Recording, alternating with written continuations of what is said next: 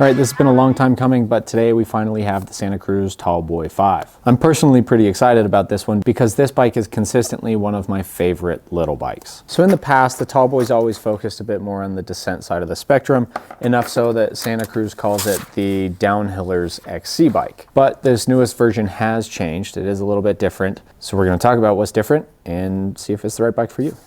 All right, so the Santa Cruz Tallboy is Santa Cruz's newest version of their short travel trail bike. This is not an XC bike, it's not a downcountry bike, it doesn't even flirt with that kind of stuff. It is a trail bike through and through. That said, it rolls on 120 millimeters of rear wheel travel and 130 millimeters up front, although Santa Cruz does condone running 140 millimeter fork. And it also rolls on two 29-inch wheels. So this bike is designed to be a trail bike, it's designed to cover a lot of ground and your butt in a wide variety of terrain. It'll ride the easy stuff, it'll ride the hard stuff, it'll go up the mountain, and it'll go back down the mountain. Case in point, Mr. Mark Scott just did some stupid, heinous, crazy ride aboard his Santa Cruz Tallboy in Scotland, and that was his bike of choice because it's made to cover a lot of ground and your butt. The Tallboy is not the lightest or most sprightly of the trail bikes. There are definitely lighter 120 millimeter bikes out there. The Tallboy comes in at about 29 to 30 pounds depending on your build.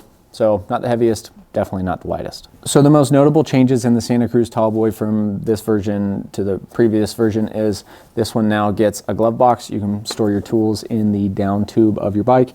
There are some geometry and suspension revisions as well. So as for geometry, the head tube angle remains the same at 65.5 degrees, but a couple of other things did change. So we've got a 493 millimeter reach, which is slightly longer. We have a slightly steeper seat tube angle at 76.8 degrees.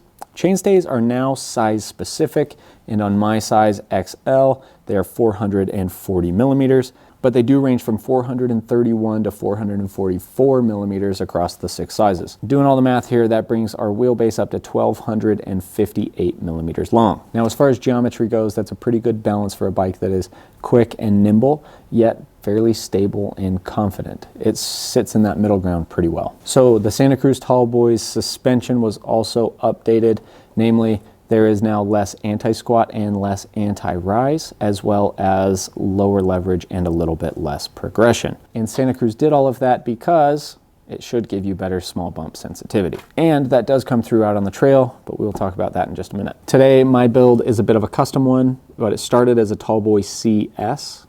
I have since added a one-up handlebar and stem, swapped the wheels for the new Zip 10 high tops, and I have a Maxxis Dissector and Recon tire, although it looks like the newest build kit info on Santa Cruz's website shows that this will come with a Forecaster front and back instead of the tire combo that I have. So let's talk about how it rides. All right, so I've spent quite a bit of time on the previous Santa Cruz Tallboy, and I have now spent a month or two on this new one. It is easily one of my favorite little bikes because it suits how I like to ride a bike very well. It's fairly well balanced between uphill and downhill performance, but does probably skew a little bit more towards the DH than most other 120 millimeter bikes. As for climbing performance, it's not the most sprightly or zippy trail bike. There are certainly faster climbers, but you'd be hard-pressed to find a more comfortable and controlled bike in this category. It provides quite a bit more traction than the others as well. I see the 120 millimeter category split into two different groups. You've got the long-legged XC bikes and then the trail bikes. And the Tallboy clearly falls in the latter group. It is not an XC bike, not even close. I wouldn't even call it like an endurance race bike. It is a mountain bike that happens to have a little bit less travel. As far as suspension feel goes, the Tallboy 5 sits on the active side of the spectrum.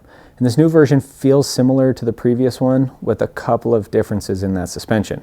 It has a little bit less anti-squat than the previous bike, and that means it'll be better at providing traction through the small trail chatter.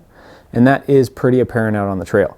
So even with a slim Recon on the back wheel, the bike provided a really good level of traction. I spent most of my time on this bike in either blown out summer dust or like dicey shoulder season slop, and the traction provided by this bike has always been excellent. So while reducing the anti-squat can lead to a little bit more pedal bob, the Tallboy feels plenty efficient for what it's designed to do, and it doesn't feel like you're just wasting all of your energy.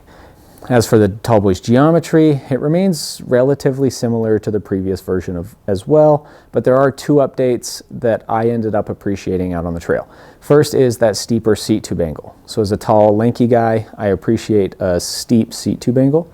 And this is compounded a bit by the suspension updates because the Tallboy now sits a little bit higher in its travel. So physically making the seat tube steeper plus dynamically, I guess, where you're not sagging into the travel quite as much, will also help keep that seat tube just a little bit steeper.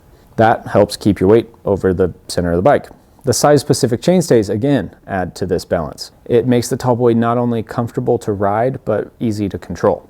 With your weight over the middle and front of the bike, you're able to navigate tight, twisty bits, steep bits, technical bits, and all of that makes the Tallboy an excellent technical climber. Pair that with the traction, and it's pretty tough to beat. So overall on the climbs, I'm very happy with the Tallboy's performance. I think the minor tweaks that Santa Cruz has made have improved the climbing ability to a degree. I do feel like there's more traction and I feel like you're in a better position on the bike. I really don't think they've made it much faster, but I, again, don't think that's the goal of this bike. So as the Downhiller's XC bike, you would expect this to be a very good bike on the descents, and that is a promise the Tallboy can keep. It's surprisingly confident, composed, and capable for a little bike. In fact, it rides much more like a 140 millimeter bike. I've been able to ride all of my big bike trails on the Tallboy, albeit a little slower and more tentatively. The balance that it strikes between quick and nimble and then capable and confident makes it fun in a huge variety of terrain. It makes black diamond terrain a bit more challenging, although it's definitely up for the task, but then it makes the most out of blue trails, whether they're littered with jumps and drops or just flat out in high speed. The suspension updates on the Tallboy 5 again make small but important gains. So with the refined leverage curve, the bike doesn't push through the travel quite as much. There's a bit more left in reserve for when it's needed. That, in my mind, adds a bit of capability to the new version. I was able to ride some steep and rugged trails without too much fuss. The rear kept up very well. If anything, it was the 34 millimeter stanchion fork that became the limiting factor. The small bump performance feels more like what you'd find on a 140 millimeter bike. It's smooth and controlled through the chatter. Again, the suspension works well to provide a lot of traction. I couldn't believe how well it hooked up even with the little tires. As for the bigger hits, I still think there's enough progression for a bike with 120 millimeters of travel. Again, it's not designed for massive hits, but it does well enough for most riders in most terrain, but be prepared to use the leg suspension if you plan on pushing the Tallboy's capabilities. On the geometry side of things, the Tallboy feels pretty balanced. It's not a shred sled, but it's not a squirrely little XC whip. It's suited for anything from greens to black diamonds in my mind. Above that, you're going to be getting into some sketchy territory. The right rider will do just fine, but us regular Joes might struggle a bit. It really feels at home though on blue trails. I found it okay on the steeps, but I did prefer lower angle terrain on this bike. I've recently been informed by a real live Canadian that Utah trails facilitate high speeds, and the Tallboy is a great candidate for our style of trails. It's plenty stable at speed, given that there aren't huge bumps in your way.